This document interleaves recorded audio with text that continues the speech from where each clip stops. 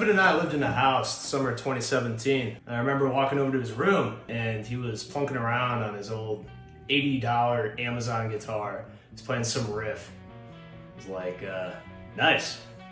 Stuck Again, formerly known as Stuck, was initially birthed out of the birth canal of my head. Hell yeah. By me trying to learn how to play Shaker Maker by Oasis by ear. If you know this song, you know it kind of starts out with and so I was kind of just messing around with that chord shape and just kind of stumbled upon the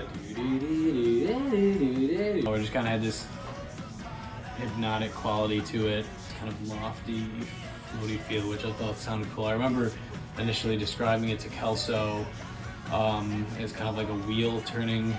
Yeah, so it was around then, 2017, we were actually undergoing a merger with Max Neiman Corp. And, I mean, we had hung out in the past before then, but didn't really get around to plucking each other's G-strings until then, if you know what I mean. From what I remember, the first time we jammed what became Stuck, all we had was the bass line riff and some kind of dynamic changes, I guess. We'd spend a lot of time jamming just like two guitars and one bass. We'd go down into the bar kind of area where Evan and Kelso were living at the time, and we'd just, God, we'd hammer out bullshit for hours, and you know, this song's no exception. And yeah, I just remember someone playing that circuitous little riff for like, God, what felt like 45 minutes. I mean, we might have even switched instruments at the time, and we just kept riding on that progression, just like quiet, loud, soft dynamic. We didn't know where to go with it. We were going into our third year, actually, Evan and I were, and I was, at the time, a recording arts student. Got access to the studio that spring and started recording random shit, pulling different things from different influences, as one would do, and yeah, wrote some cool stuff. The song was initially recorded back when Dial-It was basically just a recording project between Kelso and I, and you know, there wasn't really a solid plan with the song. They're just like, let's lay down some drums for like 3 minutes worth of drums and, you know, see what happens. So the whole thing was done in just one take, and there weren't even lyrics written at that point yet. I don't think and that's how like we did most of the songs back then, is we would just kind of go in the studio and just write a song in a day, and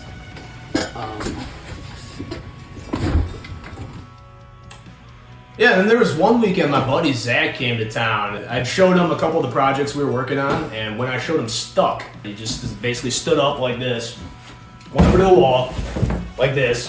He started banging on the wall, right? Oh yeah! Oh yeah! Best shit I've ever heard. Yeah, so then I went and told the boys about it, and they're like, yeah, cool, I guess. And Max took it in the writer's room, put his little Neiman twist on it. Well, I mean, the rest of the lyrics too. Which actually, by the way, lyrics that Max wrote on Stuck, you know, the song with the riff and the two chords. Fucking sick.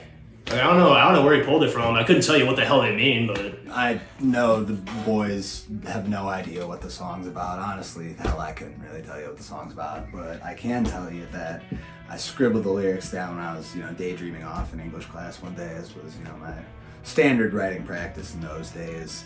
And, you know, it was inspired by what I was reading at the time. It was, you know, it was kind of mixed with, like, Milton-esque yearning with, you know, modernist kind of skepticism, you know, the beat seediness and my own kind of just general restlessness. We decided to trade off vocals on that song. Oh yeah, that's kind of it. That's the whole thing. They just decided to trade off vocals on that song. It's a turning point in the way that, you know, we would synthesize a song as Dial-It, and I wanted, you know, the voices of Dial-It to feature, you know, equally prominently just because of that. there's this guy named Trash. Lives down in Chicago. We showed him Stuck and he fucking hated it. Buddy Trash. said that very bluntly to us. Evan and Kelso had such a significant backlog of, recordings that just weren't feasible to do as a three-piece band, so we just kind of naturally had to take some creative liberties with how we approached songs. Eventually, we decided to use it as the second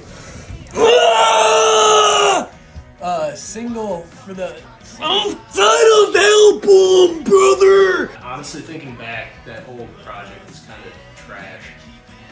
But we love playing it live. It's fun. It's a crowd pleaser. Played it as a three-piece. Yeah, good times. We kept on developing it, adding shit to it, and eventually got court orders to re-record it. Put it down, released it. And it's really a testament to how we developed as a band. We got better at writing songs, we got better at developing songs, got better at marketing songs, recording songs. We just got better as a band. And if you don't go and listen to Stuck Again right now, I'll fucking hunt you down. I'll find out where you live. I'll fucking spit in your mouth and fuck you in the ass!